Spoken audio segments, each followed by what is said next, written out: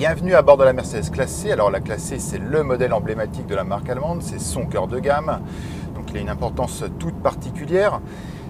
On a l'habitude de présenter cette nouvelle génération comme une baby classe S. Bon, donc on voit bien qu'il y a quand même une forte ressemblance avec la classe S. Par contre, moi, ce que je trouve un peu dommage, c'est l'arrière, qui est un peu trop ramassé. Moi, j'aime pas trop ces feux là. Je trouve qu'ils vont vraiment pas du tout avec l'ensemble de la ligne. Tiens, voilà peut-être une autre vue.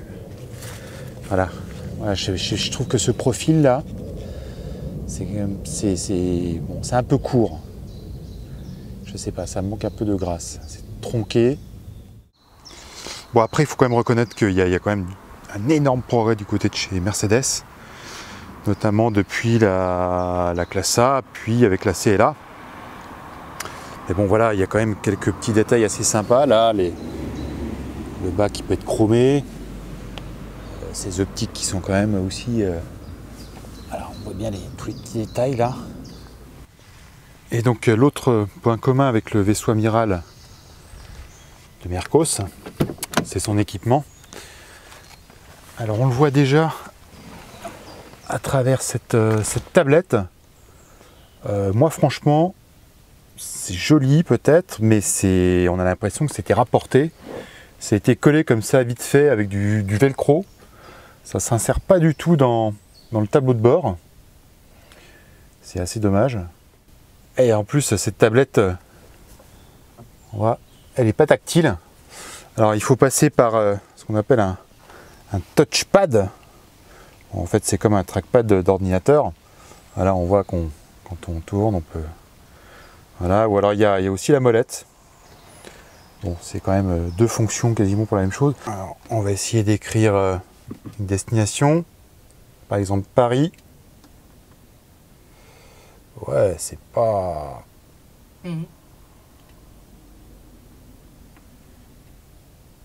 Ah non, c'était un A. Bon. Espace. Ouh là là, je sens que c'est le genre de truc qui prend vite la tête. Là, il est beau. N. Non. Bon, je sais pas comment faire les A. Espace. Bon, je crois que ça va être plus vite quand même avec la molette. Hein. Bon, on va recommencer une dernière fois.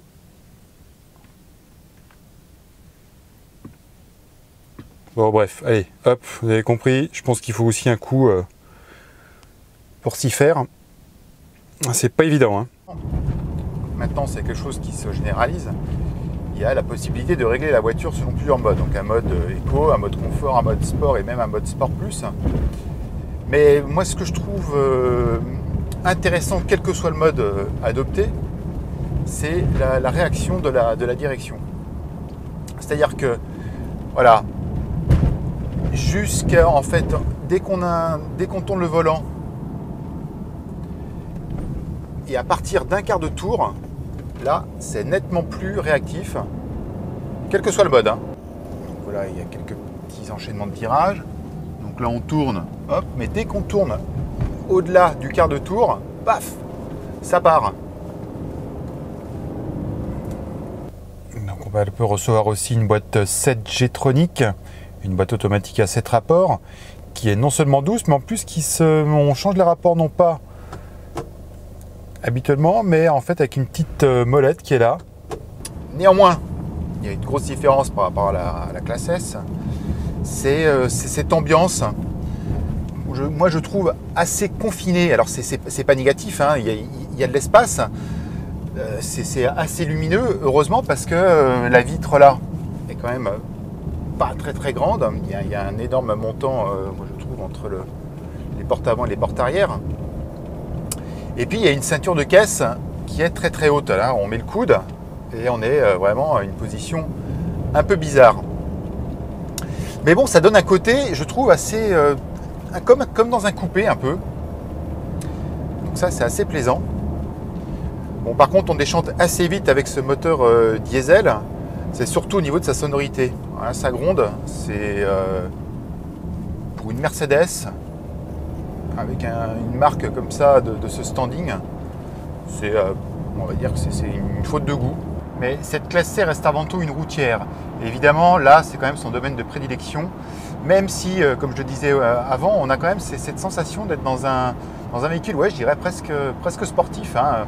Bon, c'est un diesel, sur l'autoroute, il est un peu plus discret. Mais là, je trouve que quand même cette position de conduite, moi, je suis vraiment fan. Mais on a quand même de l'aisance, hein. C'est ça qui est assez paradoxal. C'est qu'on a quand même un sentiment de... C'est pas, ouais, je le disais, c'est pas du confinement. Et en plus, bon, il y a tout ce qui est, on va dire, sécurité. Là, il y a un petit voyant qui s'allumait pour me prévenir que je ne respectais pas les distances de sécurité. Donc voilà, on est quand même dans une berline.